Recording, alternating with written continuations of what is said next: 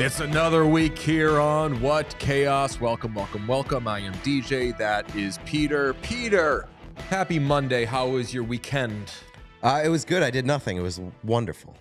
What did I do? I watched the Chargers. Yeah, that sounds like a bad time. My weekend was wonderful because I didn't have to watch the Patriots. Fantastic. My weekend was wonderful because I got to watch the Buffalo Bills. Ooh. I was trying to text you, Sean, about your Buffalo Sabres, and you were doing the I'm watching football right now because your team was just narrowly beating the Chicago Blackhawks, which the Blackhawks almost tied that game late. 2 points or 2 points. Those are the most fraudulent 2 points I've seen in a long time. Up the bird. I said in our group text, we were complaining last week about like why doesn't the NHL do the 3 points for a win? Last night's Sabres game is why they don't do 3 points for a win. That's a good point. It's a fair point. My only takeaway was that we have the better rookie of the two. Zach Benson is better than Connor Bedard. I think you can't refute that at this point. Yes, records, you can. Wins are wins. Records Zach are records. Benson come on the podcast, then we'll see. No, I mean the ending to that Blackhawks Sabres game was incredible. Yeah, and the fact that that Buffalo snuck by with the slimmest of margins against the Chicago Blackhawks, not a good sign for the state of the Sabres right now. A serious note on Bedard. I watch a lot of Blackhawks games now, and I don't know if it's like a bias thing or what, or that I'm rooting for my take of that by the end of the year, we're going to be talking about him in the second best player in the world conversation. Every time he is on the ice, I am like... He's electric. It takes my breath away. He's electric. He is such an electric player. We've got some great, speaking of Bedard, who has been on this podcast, we've got some great guests coming this week. Tomorrow's episodes are tomorrow's guests, plural, will be incredible. But we're not talking about. Is that a tease? Are we gonna reveal the guests at the end of the episode? Let's do it. Want to do it at the end? Yeah, let's do it at the end. That was Sean looked over and I couldn't tell if that was like we have an idea for this or what is our answer on that? I like dropping a little nugget at the beginning, being like, hey, if you stick around to the end of the episode, you got a little treat. Nugget, you say? Yeah. Did you mean to do that as a hint? Yes. Do you get why that would be a hint? I didn't mean Folks, that. Folks, you got 45 minutes to 55 minutes to figure out why Nugget is a hint for one of tomorrow's guests. But that's tomorrow. It is today, and it's Monday, and people are pissed. Before we get to the main, it's Monday, people are pissed. I'm pissed because for 3 straight games, the Ducks have fallen behind. I've bet on them. I've live bet them. And the Ducks are doing this thing now where they fall behind in a game and they just lose, which is not what they were doing before. You texted me last night and you were like, Ducks down 2 going into the third. We doing it? And I was like, let's tap in, brother. And they just fucking lost. I know. I hate it. They didn't even score a goal. They didn't even make it interesting. You know what? Not a Bruins podcast, but Sean Corrali almost made it interesting. He had a really good scoring chance late. It was too little, too late sort of thing. But I saw a 7 flying up the ice, and I was like, who is 7? Oh, no, and I'm confusing it with the other game that I bet on, which was the Blue Jackets. I was going to say, I don't think Sean Corrali plays for the Anaheim Ducks. No, I'm confusing my former Bruins who play for the Sharks. We can talk about the Blue Jackets, though, because they are in a bad way right now. It could not be worse than Columbus right now, which is saying a lot because it's Columbus. But obviously, the big story right now is they not only benched is the wrong word. They healthy scratched Patrik Laine for last game, and like obviously Patrik Laine is a big piece of that team. They need him to be good, and like they've been trying a lot with Patrik Laine recently in terms of like playing him down the middle, playing him on the wing. Now he got benched last week alongside Johnny Gaudreau, and now he's a healthy scratch, which like Columbus has lost, 9 straight games now? Yep. They have 1 win in their last 14 games. Yeah, it's not good. Like I feel really bad for Blue Jackets fans because this was supposed to be the year that like maybe you start to move things forward. They had some big offseason acquisitions with Damon Severson and Ivan Provorov. Yep. And then, you obviously get Fantilli. He jumps to the NHL right away. And people were like, they're moving in the right direction. There was I heard some playoff talk. I don't know if I ever believed and bought in on that, but I think that this was supposed to be the year that they were moving in the right direction. And then obviously before the season, the Babcock stuff happens, which is a terrible look at the end of a great summer. But I think a lot of Columbus fans were just hoping that would be pushed to the side with some palatable hockey this year, and you're not getting any of it. We were talking about it before the show, and I don't dislike their roster. They have at least 3 offensive studs. They have at least 3 good to really good defensemen. And I know you need more than 6 players, but they have more than 6 players. And did I think they were going to be a playoff team? No, I thought they would be competitive. I thought they would be in the mix in a pretty rough Metro division towards the bottom. I thought that they'd be able to hang with the Washington Capitals, who are getting up there in age, but it's been really bad. They're 31st in goals allowed. Yep. 31st in goals expected to be allowed, and it's Pascal Vincent is not looking so hot. The benching of Gaudreau and Laine, I can understand to send a message, but none of this shit is working. And now it's one thing to lose 9 games in a row and be at the bottom of the league as the Columbus Blue Jackets, but when it's gotten to the point where we have to talk about it, that's the worst part. And like I said, I like this roster. I wanted to I don't like the roster, by the way. Up front, they are so thin up front, and especially down the middle. When you have to try Patrik Laine down the middle to make things work. I hate that for sure. He's one of the best wings in the world when he's right.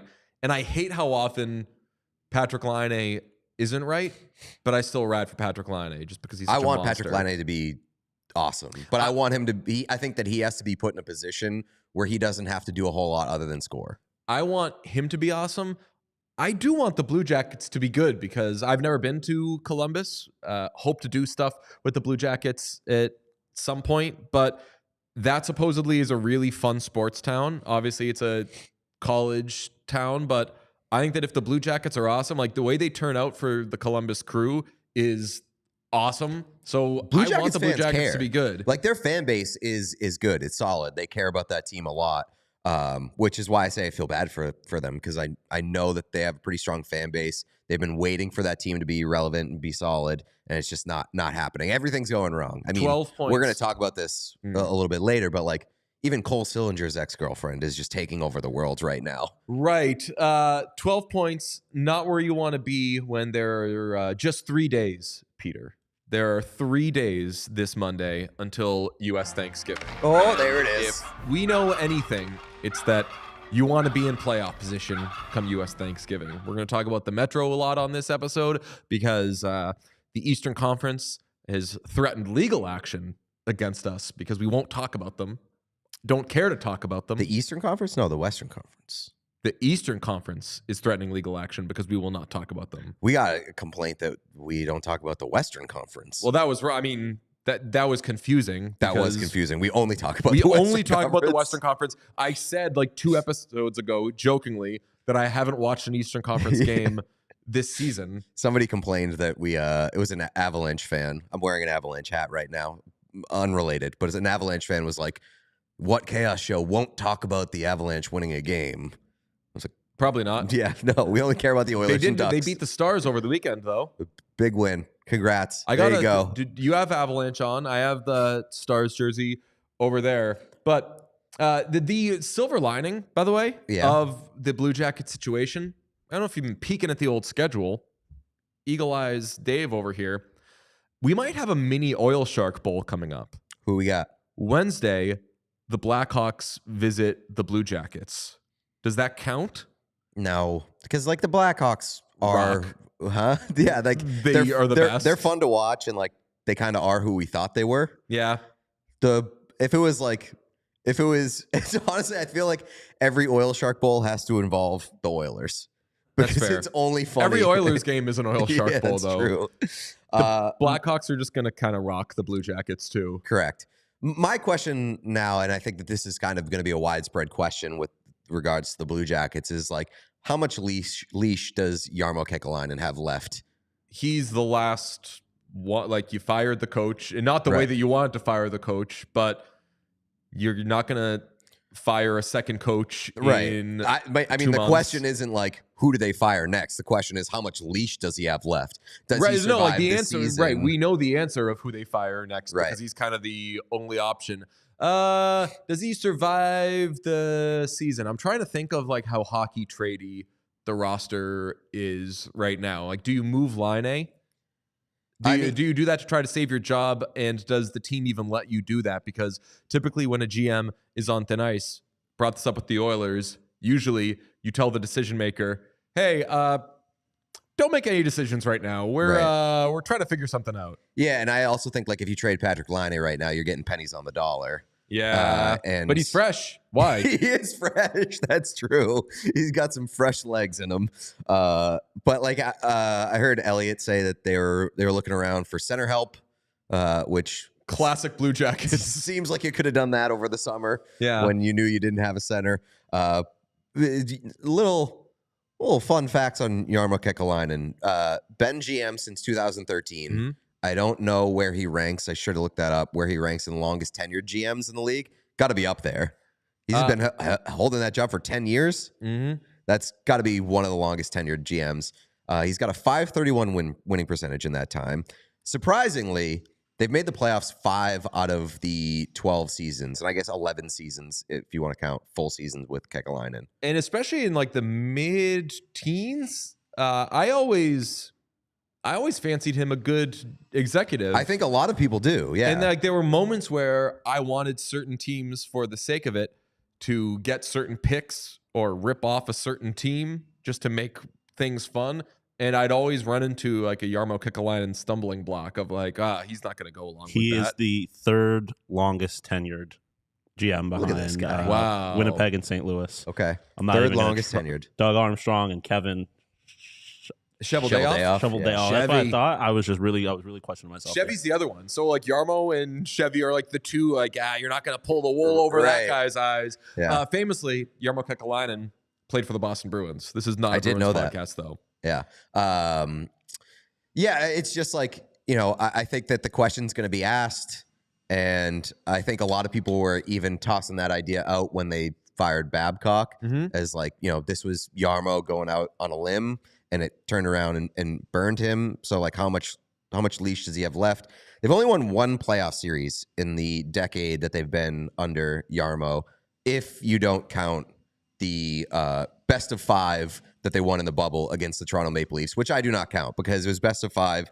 And I do because it was the best. It was the best, but they beat the Leafs. Their one playoff win came against the Lightning when the Lightning fucking crumbled. Was this the series in which Tavares hit the post? I think so. Yeah, because it caused them to get the lottery ball that missed. And the shitty NHL gifts treatment. That's right. But they had the lottery ball that missed, and I did I can't remember if I did this for shitty NHL gifts or my personal account, but I made like the ball missing look like Tavares hitting the post. I'm pulling for the Blue Jackets, so this is not a slump that I think is funny or cool or it's sad. We've had fun with 2 slumps this season, the Sharks and the Oilers. This is a do something meme. I can deal with like a bad team not winning many games and just like as a result of roster construction, as a result of whatever. But like when you see guys really struggling, and like Laine, Laine is going to be in rough shape. Yeah. Is in rough shape. Johnny's not feeling so hot right now. I mean, you saw the clip of Adam Fantilli talking about like, don't want to talk about anything positive that I've done because I hate fucking losing. Like it's tough. It's sad. And I know that again, I know that like Blue Jackets fans were holding out for some hope this year. So like, I don't want to revel in that misery too much. Well, we're a couple of handsome merch boys. Love a New Jersey, but we ain't talking about the Eastern Conference when we say that. The Kraken jerseys for the Winter Classic were revealed on Friday in the greatest fashion possible, no pun intended. And that was from the Utah Jazz leaking them on their like business trip. I'm going to put leaking in quotes. Why? That was absolutely done. You think it was a soft launch? It was, yeah. Well, like technically it was hard launch.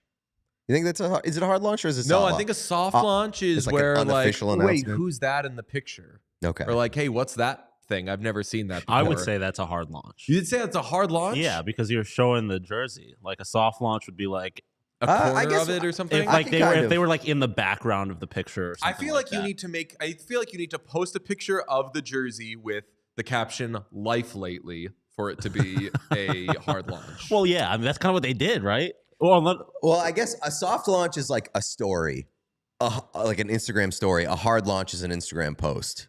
to me, a Because soft it was a soft official. launch is like a reference to it. A hard launch is like if I was soft launching a girlfriend, it would be like, oh, here's a picture of me like holding hands with somebody, but you can't see her face, and then that's a right, picture so that's of a her. soft launch. I also couldn't. I don't post pictures of friends even on. I don't post pictures of anything. So right, so I could not know Bunch less of about fucking this. losers over here. But so I'll post pictures of friends that are also kind of in the space. So I'll post pictures of Pete. I think DJ only has time for famous friends, is what he's saying. no, like You only make my profile People if you got already clout. know that I do stuff with you and that I'm friends with you, so I don't feel weird posting a picture of you. But I'm not gonna post pictures of like anything real, even though you are very real to me. I'm a real boy. I appreciate you're a real Me and Pinocchio, handshake. Real boys. real boys. I think it was like a soft launch-ish thing, but I could I be would wrong say on that. Seattle's was more of a hard launch, and Vegas's was more of a soft launch because Seattle's came from the Utah Jazz Twitter account, had like high def pictures, had like a bunch of angles, and then like the Vegas one, we only got really like one look. Sean, do you have the pictures? All right. That Kraken jersey, I've never called dibs on anything quicker in my life. I cannot wait to get that jersey. It is so good. Unfortunately, there's no calling dibs here because nobody is going to buy that Vegas jersey. That Vegas jersey is horrendous. And It's not the best. I hate everything about it. I do like the Kraken one a lot. The Kraken one is really nice. I think it has like, it's going to look good on the ice. It's going to have streetwear ability. But the Vegas jersey is so lazy. It's so boring.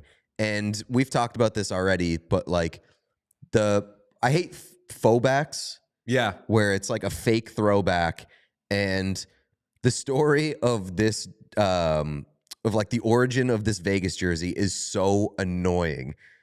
From sportslogos.net, the overall idea is a faux to the 1910s to a hypothetical Las Vegas-based team to match what the Kraken are doing with the 1910s Metropolitans. So the Seattle Kraken jersey actually has like throwback roots to the city of Seattle. The Seattle Metropolitans won the Stanley Cup in the early days of the league.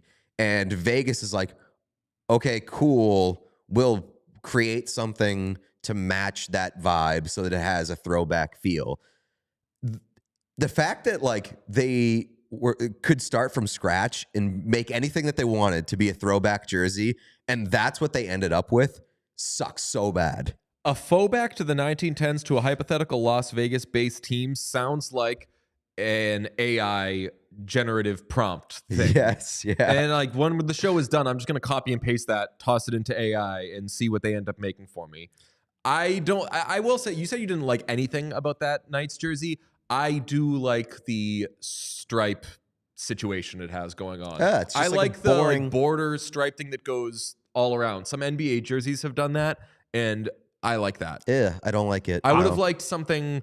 I don't like the double bird V that they have going on. Yeah. That I think is pretty ugly and just doesn't mean anything. It doesn't mean anything.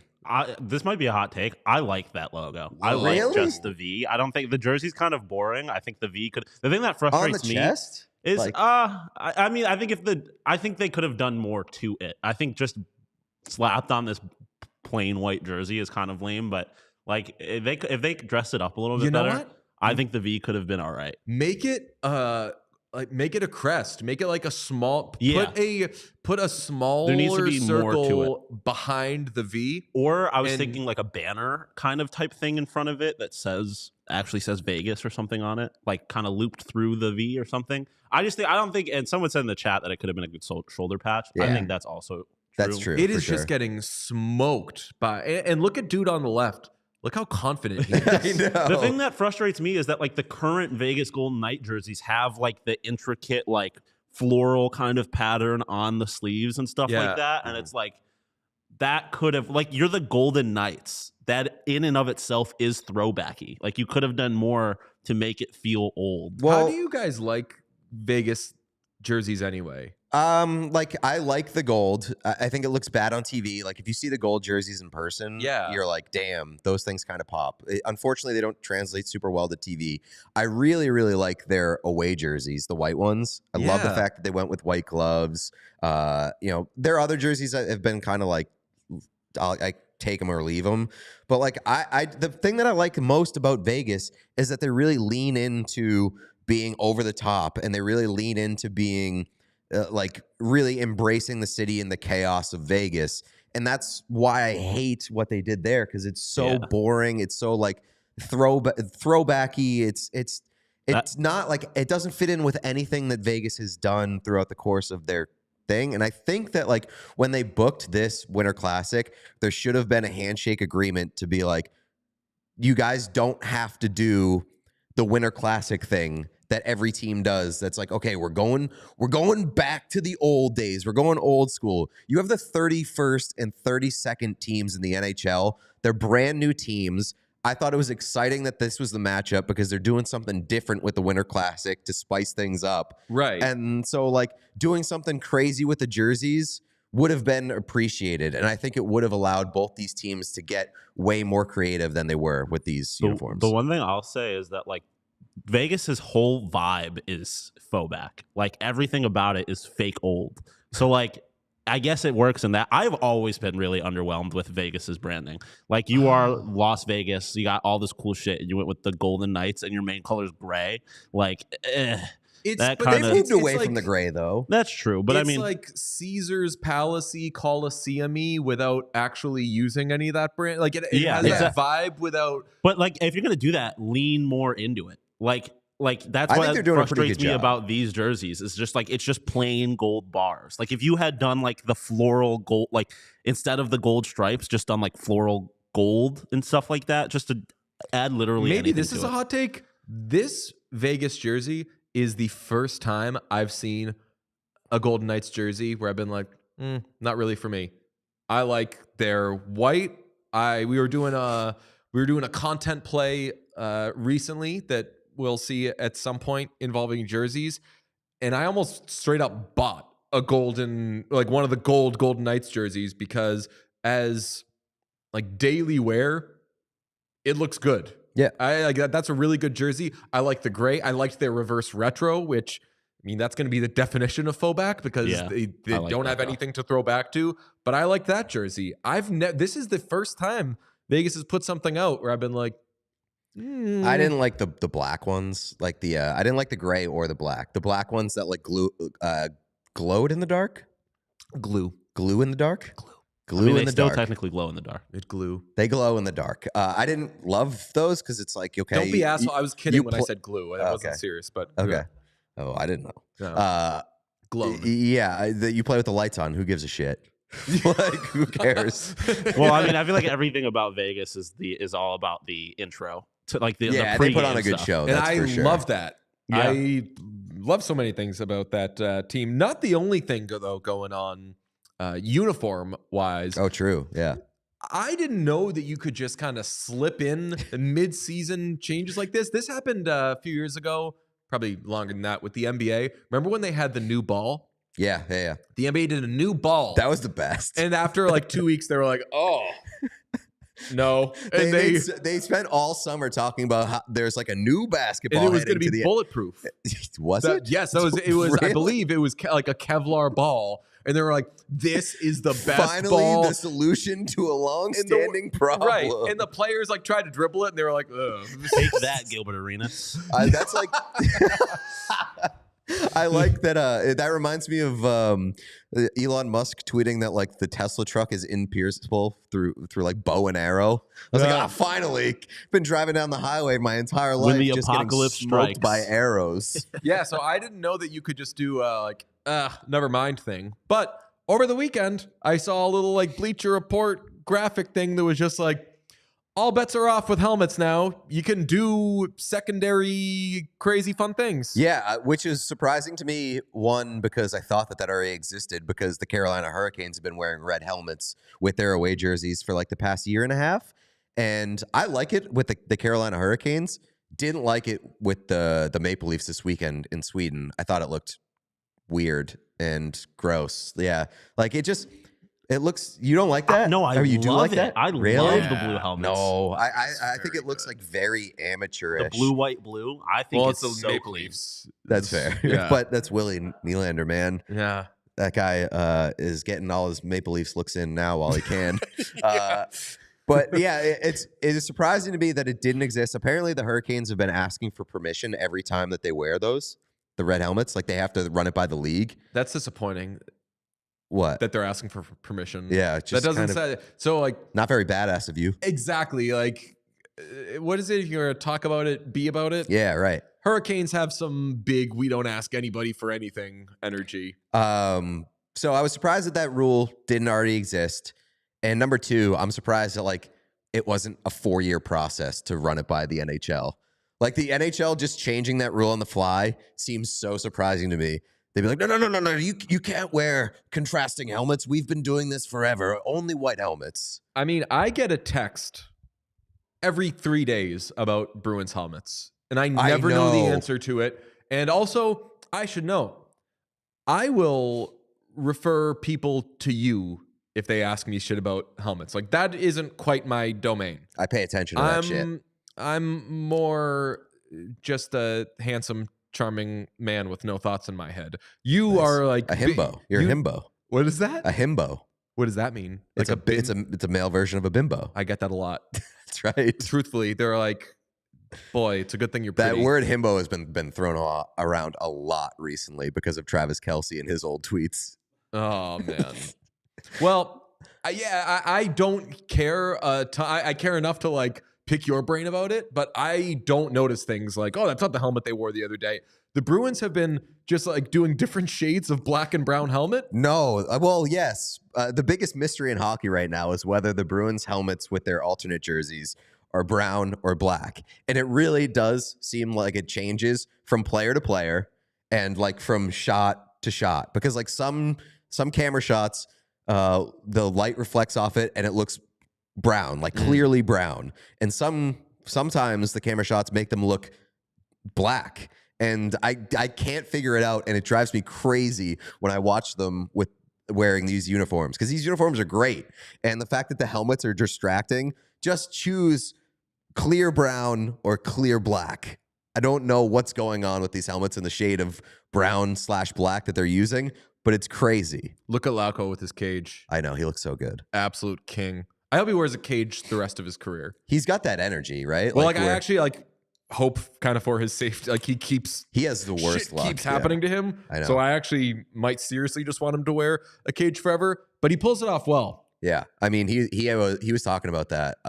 We were talking earlier a few weeks ago after he got his eye cut, and he was just like, dude, I gotta figure things out. Things are not going well for me right now.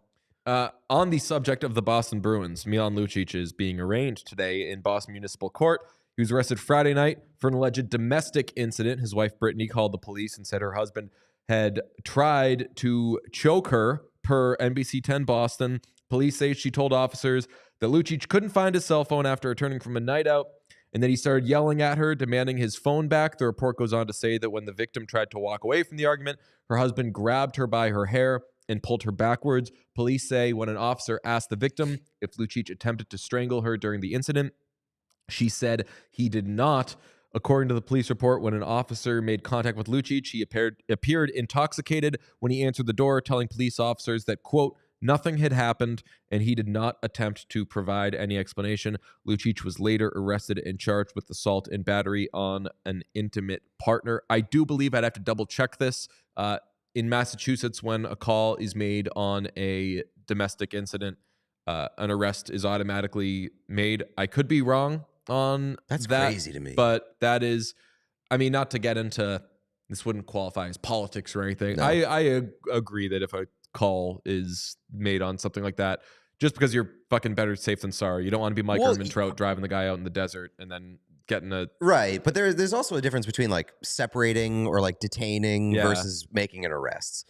Because like when an arrest shows up for a domestic incident, people always jump to the worst, like obviously, and it's obviously bad. And yeah, like, I mean, once the word domestic is said, your head goes to a certain place, right? And then hoping that Jesus fuck, I hope this was an argument and nothing worse. I will say, like, all not a Bruins podcast thing aside, I like how Charlie McAvoy and Brad Marchand talked about it. If you didn't see, I think they put the right thing out there, which is like, that's a family. Right. They have kids. They've been together a long time since they were first in Boston way back in the day, and hoping the kids are okay, hoping they're both okay, hoping everybody's okay, right? Like, yeah, but it's it's really unfortunate. Obviously, it's really ugly. It's just like one of those situations where you just hope that everybody figures it out from an individual standpoint to like a family system standpoint. And we've heard various rumors of things that did happen and things that didn't happen or whatever. Obviously, if things come out that are really bad, then I think a signing that was made, not totally for PR purposes, but like because Milan Lucic was a beloved player in Boston, the team didn't have a lot of cap space. They did need a bottom six forward. He came, looked good to begin the season. I think that comes to an end. I think that Bruins made an idiotic move last year with Mitchell Miller and took way too long to cut ties. I think that if bad news comes from this, I think it's a no-brainer that you cut ties and you move on. Yeah, it obviously depends, and I think they're probably spending some time looking into what happened and looking into how it's being handled. And I don't want to obviously don't want to jump to conclusions or.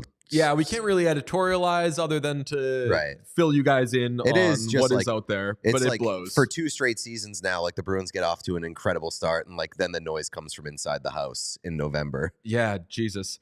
Well, on a happier note, I'm taking down a lemon lime Olipop right now. I actually brought my mother by the studio the other day. She'd never seen it before outside of FaceTime. She was in the area. I said, hey, tap in, lady, and showed her the space. That's how you speak to your mother. She was very impressed by all the stuff, thought it was very cool, and I showed her the coolest part of our office, which is the refrigerator containing so many Olipop beverages. She was so excited to try it. She tapped into a strawberry vanilla and absolutely loved it. And I said, Mom, wouldn't you know it? If you were hoping to ingest more than 5 grams of sugar right now, you're going to have a terrible time, because that's not Olipop's game. Olipop's game is being a prebiotic soda with all that dietary fiber that you could want to keep everything going the way everything should be going. And it's not just in our refrigerator, Peter. It's in 22,000 stores across America. So you think it's always in refrigerators? Maybe they got them out on the floor. Do you think? I think that it's like a liquor store where there's just like it's refrigerated, and then there's just like stacks of Olipop going on. I think Olipop deserves like a structure in a supermarket. You know how they have those like an end cap? installments. Like they make pictures out of the boxes type thing. Cool. Yeah, I think so. I hope that they've got that going on. What would you have it look like? A lollipop. That could be confusing. True, but it's a play on words. For people who don't know how to do you know what I'm getting at? Perfectly? Like Olipop is like a lollipop? Yeah, you can't spell lollipop without Olipop. That was like some next level. I want displays of just you guys, like cutouts of. That's what we should be going for. That's the next stage of this sponsorship. We need cardboard cutouts in supermarkets. Coming to a grocery store 22,000 cardboard cutouts around the country. Well, I guess it would be 44. It would be one of each of you. No, 4,000 cutouts.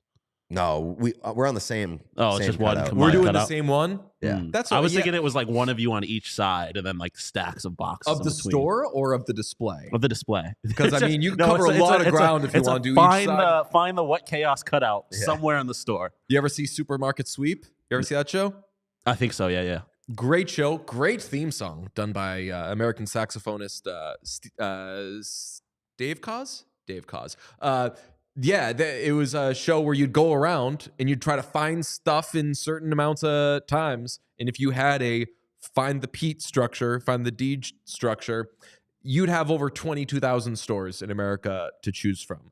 But if you don't want to do that, you could also go to drinkolipop.com, because if you use Chaos, you get 20% off your next Olipop order. And it's a great site. And it's a great drink. So go there, go to Walmart, go to Target, Whole Foods, wherever you want to go. It's Olipop. We love it. Did you, Peter or Sean, see Tate McRae on SNL over the weekend? I did not. Well, I saw clips. Big weekend for Tate McRae. Huge weekend. I mean, huge year for Tate McRae. She's everywhere now. She is everywhere. Do you have the tweet I sent you about RCA?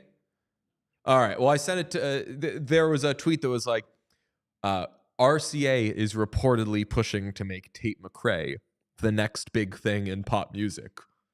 And I was like, how did you know? Right. I know. It's at the point where like I get into Ubers and it's like she's playing, and it's like I literally never heard of her 2 weeks ago, and now she's everywhere. I was like, when we started the show and we did the thing about like Tate McRae's goalie pads and the album cover, like I knew that she was popular in certain circles of the internet or whatever, but it is undeniable, and it's happened within like a month, that she is just like one of the biggest stars in the world right now. I mean, when that thing came out a couple weeks ago and we were talking about her on the show, I emailed her people. I was like, can we get Tate on the show? And they were like, hell yeah, a hockey podcast? Tate loves hockey. Let's do it. And over the course of that, more people have been added to that email chain with like more intimidating email addresses. And it's like quickly arrived at fucking like, not at rca.com. Yes, right. They're like, Tate McRae isn't coming on a podcast. Right? Yeah. She's on SNL. Let me forward this to the brutal rejection department, because get the fuck out of here. You are not getting Tate McRae on your show. Well, like the first emails, like it was like at like Wizard Music or something cool, like some like mom and pop shop, and I'm like, hell yeah. And it's just like getting more and more like at RCA like .gov. It's just like more and more important people like .gov. Yeah. Like Tate McRae has like the feds. Yeah, let me forward this one to the feds. Yeah, I'm like, isn't she fucking Canadian? But not only did she do SNL on Saturday, she dropped a new single called X's on Friday. And I truly am thrown for a loop because I can't stop listening to Tate McRae. I only knew 2 songs by her. I can't watch her music videos because they make me fucking dizzy. Her music videos, they're crazy. She's a fantastic dancer. She is like, say what you want about today's pop star. She clearly has a skill and a talent, and she's got like a charm about it. Like, I get why she is a big star, but I can't watch her music videos because it doesn't stay on one shot for more than even 1 second. It's just constant dancing in all these different shots, and it's all great, cool dancing. Good job. But it doesn't just show her dancing. You're going to get killed by Gen Z. Gen Z is gonna kill you. The music videos look like they were directed by TikTok, and they probably are made for TikTok.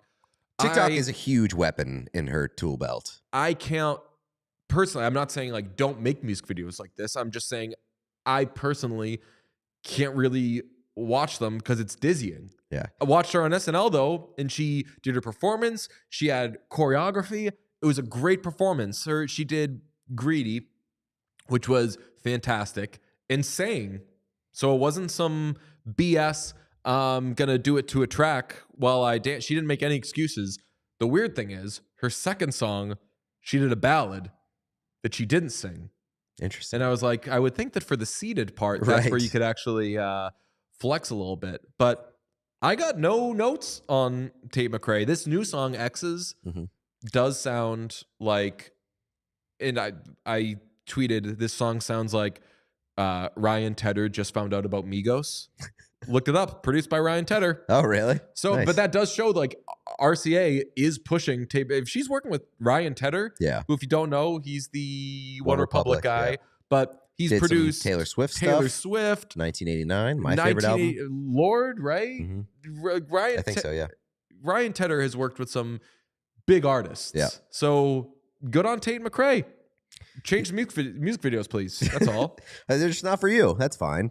Tate McRae. What do you think?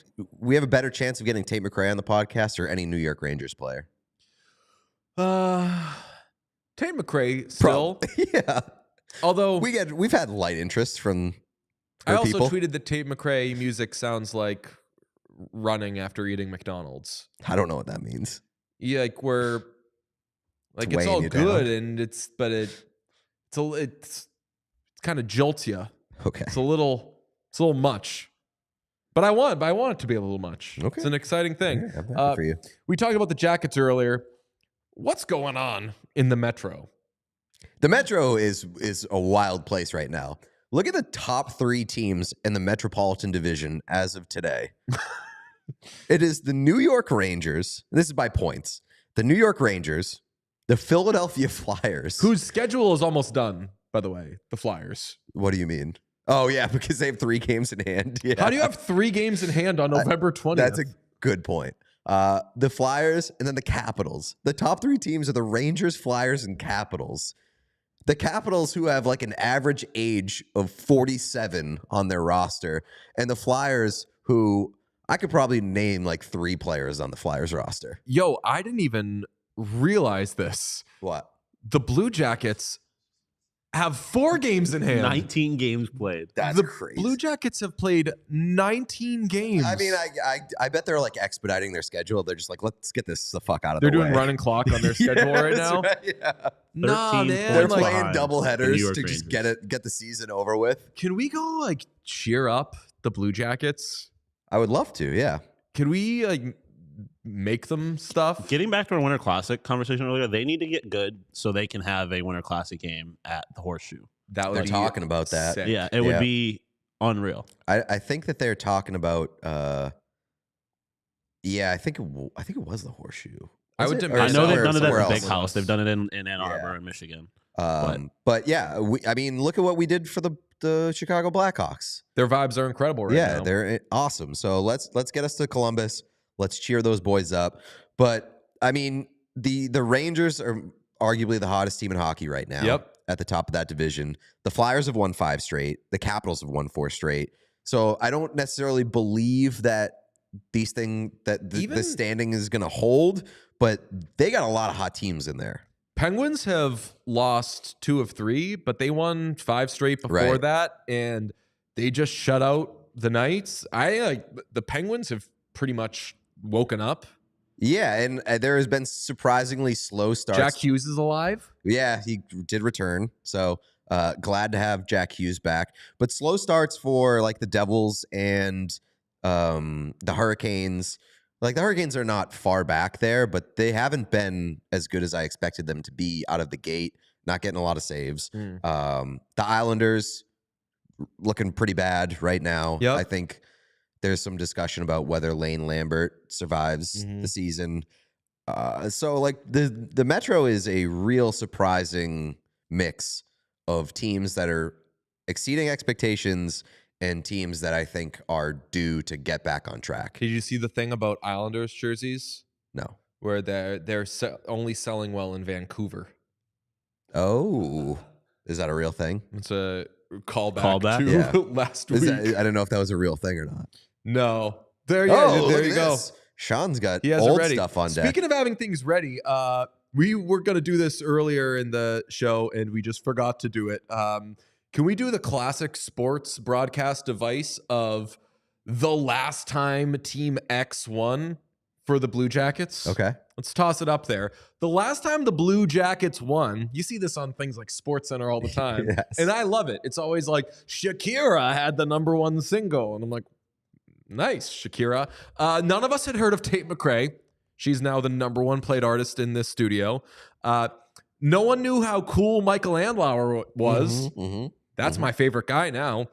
Snoop Dogg had yet to give up smoke. He is since back. He's still off the smoke. Just with his outdoor grills. Yeah, he's just a sellout. Wait, was that a grill? It was a stove. Outdoor stove. That's a weird thing to call it. It's because it's like a fire pit. And yeah, we were talking about this before we hit record. No one calls it giving up smoke. So he was clearly not talking about not smoking. Yeah. The Leafs were not galvanized, Okay. which if you keep up with hockey, they are decidedly galvanized right now. And Frank Vatrano only had 21 goals this season. Okay. He now has 80. Nice. Yeah, he's having Greatest a good American season. goal scorer of all time. He's having a good season. So, but do you think they get back on the? You get on the schneid or off the schneid? What's the? Dude, I didn't even know if it was glue or glowed. That's Don't ask true. me. That's the stress that comes with doing a live show. I'm I'm putting Sean Corrali on the Ducks. like, do you think that the Philadelphia Flyers are for real? Are they hanging in near the top of that division for an extended period of time? They were fun as shit to begin the season, and they stopped being super fun. But now they've won 5 straight. I don't think that. So I think they're somewhere in the middle. Like, they're not going to be super fun, but they're going to be hard to play against. You know who? Hard to play against is that's pretty cool. What they do so far is they've been flipping a switch a lot. You know when you say you can't just flip a switch? Yeah. So Tell are that they to the the new Flyers. Ducks? Are they the new Ducks? We talked about the fact that the Ducks can't come back and win games anymore. They no longer can flip that switch. I hope they can flip a switch because they are not disrupting shit right now. The Pacific is looking around and they are feeling comfortable as hell. Not threatened at all. They sucked last night, the Ducks. Yeah, it wasn't good. I think the Flyers are a team that could be in that disruptor category. And I think that that's exactly where John Tortorella always wants to be, just disrupting shit. Yeah, he doesn't want to actually be good. Right? He has a good team, and he will like throw a bomb in the locker room and just to fucking stir some shit up and be like, no, we can't be good. We have to disrupt. I like that we call teams disruptors now. Yeah. That's does the Atlantic have a disruptor? While we're talking Eastern Conference for some godforsaken reason. The Detroit Red Wings. They are pretty disrupty. Mm-hmm. Yeah. I think we have to come up with like a scale of like for real disruptor, just like on a heater or hard to play against. Right, hard to play against. Hard to play against has to be on there. Let's do our 3 stars. One of my stars is Alex Nedeljkovic. He had a goalie goal in the AHL Friday, then got called up, had a 38 save shutout against the Vegas Check out this Golden camera Knights. work. Ooh. Oh, wait, this is the actual good camera work. So that's his goalie goal. Really, the reason I want to shout him out, and there's more to this story and more things that he did over the weekend, but I just like the idea of a goal factoring into a goalie being called up. Like Hell the Penguins yes. were looking at their AHL in Wilkes-Barre, Scranton, being like, here's what we're looking for out of our goalies. Here's my suggestion.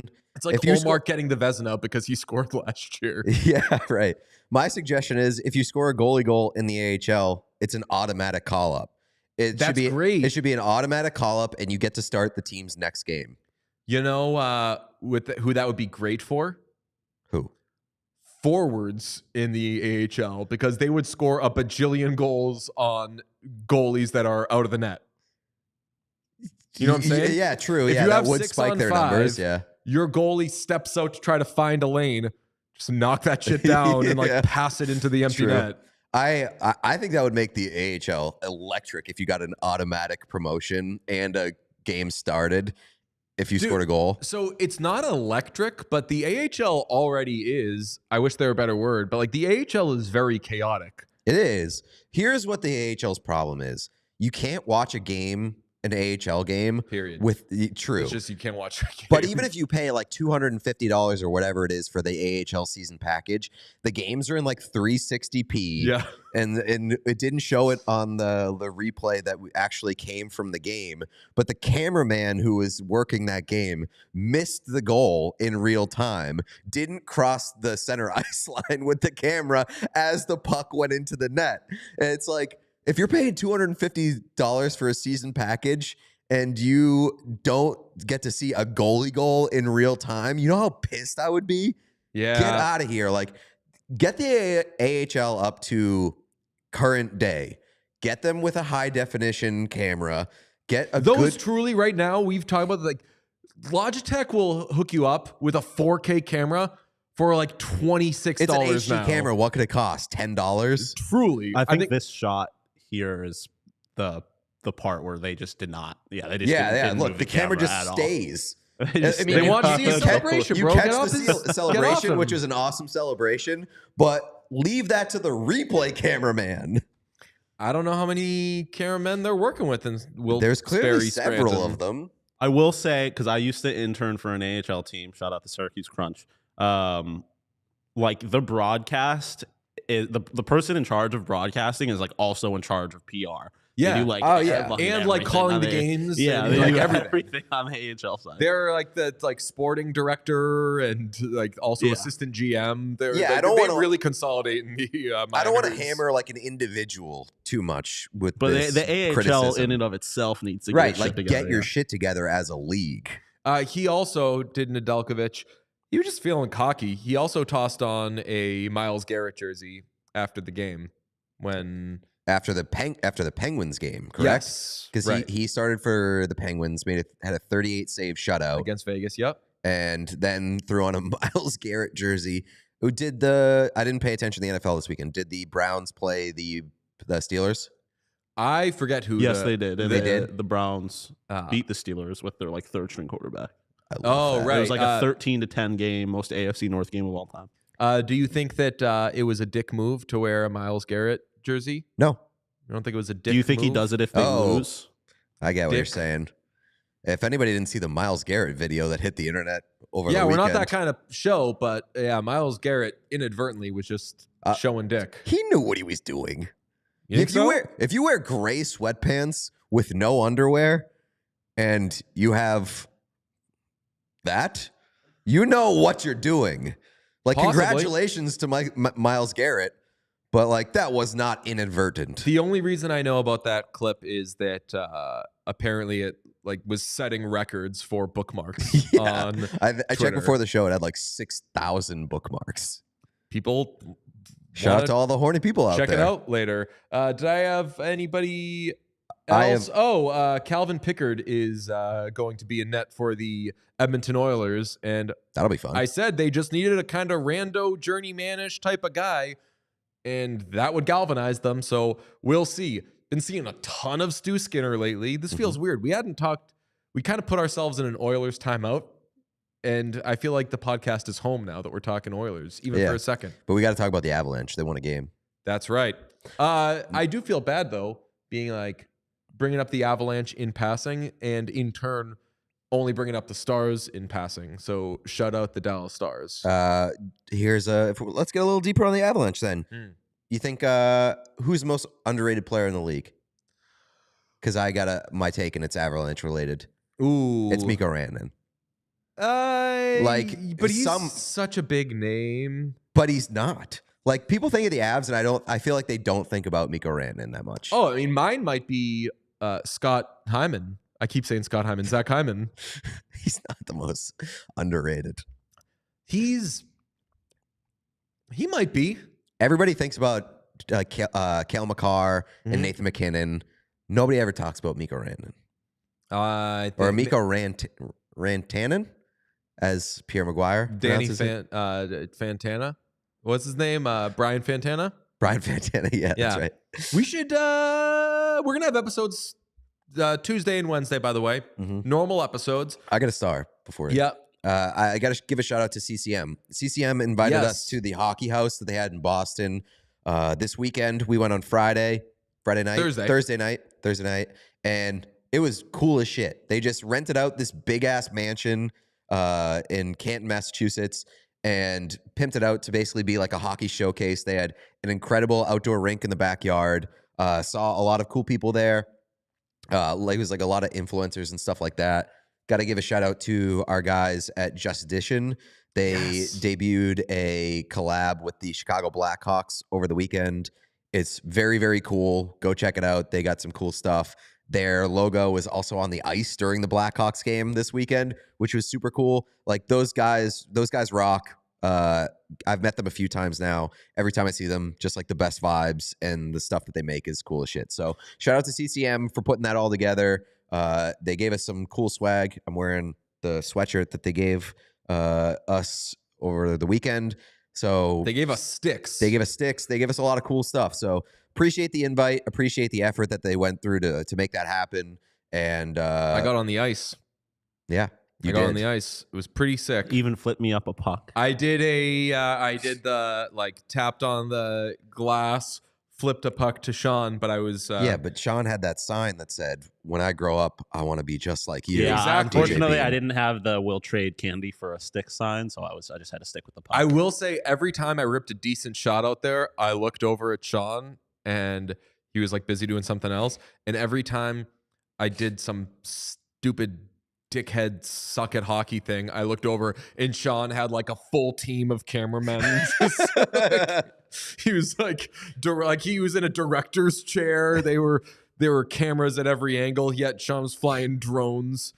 Jeff got on the ice too. Yeah, our friend Jeff Israel. My big takeaway from the hockey house was that we left and we were doing like the hockey influencer so speak there were the whole so time. many, right? So like I wasn't wrapping the episode earlier when I was saying this, so we'll go on this for a couple of minutes. There were a lot of Gen Z hockey guys there, and I don't speak that way, but I also don't besmirch that. That's just a type of person that I didn't ever experience being, because even when I was in high school or middle school playing hockey, that style of hockey talk didn't exist. Unfortunately, right? Like, unfortunately, the Fucking style, right, bud. Fucking all right, that bud. stuff didn't exist. Unfortunately, it was like a lot of just like speaking with horrible language and saying terrible things. This is way better. All of those guys were so nice, so friendly. The Incredibly furthest thing, friendly. What's that? I said incredibly friendly. The furthest super thing friendly. from threatening. In fact, I can't remember if it was any of you that we were discussing. Like, beauty just means like soft, nice, unthreatening individual. I was called a different version of that growing up. So like I realized, I was like, oh, when they call somebody a beauty, they're just saying that's a nice person. Where the fuck was this hockey when I was playing hockey when I was a kid? I would have been like, I'd probably be in the NHL right now. I would have had more confidence. I would have kept playing longer, but it was amazing. And there was a point at which we were in line getting food, and I just heard some of that talk, and I let out a cackle that I felt. You were loving it, and it was. But I was afraid. I was like, I hope people don't think I'm making fun of them. I'm not. I'm just. I couldn't. I'd never heard any of this stuff before. We heard somebody be like, "This stuff. Hey, bud, this is like the best burger I've ever had in my life." I was so happy for that guy. I know. They were awesome. I'm afraid to like watch Letterkenny and Shoresy because I'm afraid of that effect hitting me. Tell you what I did as soon as I fucking got home. Yeah. Well, I waited a day, but Sean, I was going to tell you, I started watching Letterkenny. Oh, let's go. I love those guys. Yeah, the okay. Hockey Amazing. Bros on it. Tarps off. They're amazing. I should start, but I'm afraid of it hitting me because like I'll watch a Harry Potter marathon during the holidays, which I do every year, and I'm walking around with an English accent for like a week after that. I will say, as far as Letterkenny goes, they also make fun of the hockey players a lot, so they get chirped for Right. the hockey. But we were Shorzy is a spinoff of Letterkenny, right? Yes, Okay. and that's very hockey. But we were talking, and when we came up with the podcast initially, one of our other unwritten rules was like, we don't call people beauties right now. Let's not start doing that just because we feel that that's how you talk. We're not trying to fit in. We want to do a show about hockey the way that we talk about hockey. I will say though, could be convinced. yeah, like after that, I was like calling you guys beauties. We were like, we came up with some characters called Logan and Logan that are just dudes that talk that way. It was great. I was calling you Pauser because your last name is DePause. Fucking right, boys. Fucking A, right, boys. The energy shift on the car ride to the house, like you were talking about, you're like, this is the most tired I've been all week. We were as we were heading to the house, yeah. and then we were driving away from the house after the night finished, and like we were just throwing Remember around those fucking colas, boys. Let's fucking go. The vibes were so high, so maybe we just need to be around more hockey influencers to drive the vibes up. Hockey influencers are so nice. Johnny Lazarus. Yes. So nice meeting that young Good man. dude. Amazing. Empty netter boys. Very everybody. cool And again, guys. getting on the ice and those CCM skates were so comfortable. Yeah. It was CCM, amazing. They really pulled out all the stops. Also, shout out Dream Hockey. Yeah, she was amazing. She's a trick shot artist. Yes. She's doing some wild shit. I famously, Pete knows, am terrible at recording or taking photos of anything on my phone. Even the fucking videos I took of her doing the crazy shots came out incredible. Yeah. Shout out CCM. They're fucking beauties over there, bud. Fucking right, boys. Fucking A, right, boys. All right. Tomorrow we will speak to Seth Jones and Nick Foligno. Together. An awesome talk. We hit a bunch of things. There's going to be memes that come from that conversation for sure. Appreciate y'all. Have a great Monday. We'll talk to you tomorrow. We all silly like the mayor.